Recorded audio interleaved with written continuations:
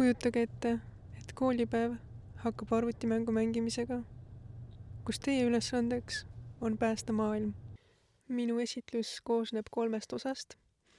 Esiteks strateegilistest lähenemistest kliimaharidusele, teiseks praktilistest materjalidest ja kolmandaks, mida me sellest kõigest õppida saame. Esimene teadustekst keskendub õppekava uuendamisele, õpetajate täiendamisele ja kooliprojektide edendamisele. Mina omalt poolt pakun välja variandi kaasata spetsialiste. Me ju tegelikult ei vaja välja koolitanud ühiskonnaõpetajat või bioloogiaõpetajat keskkonnateemadel rääkima, et meil tegelikult on olemas Eestis spetsialistid, kes igapäevaselt keskkonnateemadega tegelevad, miks mitte neid haridusse kaasata.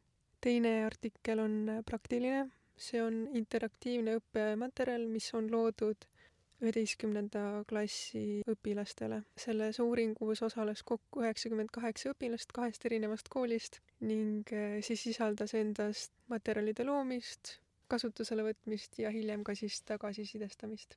Lühidalt oli tegu mängulise programmiga, kus tuli ehitada jätkusuutlik maja. Suures osas võib nõustuda, et see materjal täitis oma eesmärki.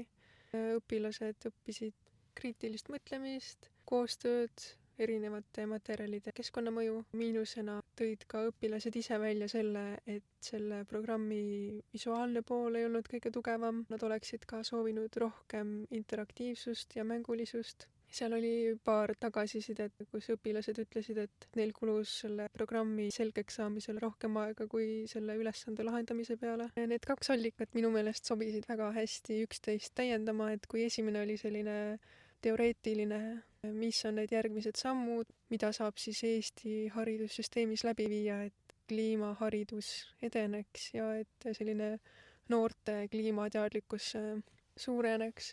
Teine allikas oli kõvasti praktiline ja näitas ka seda, et mis on siis selle integreerimise tulemus. Lõpetuseks, haridus ei pea olema ainult teoreetiline, see võib olla ka tegevuslik, ehk me anname õpilastele tööriistad, mille abil nad saavad parema ja jätkusuutlikuma maailma luua.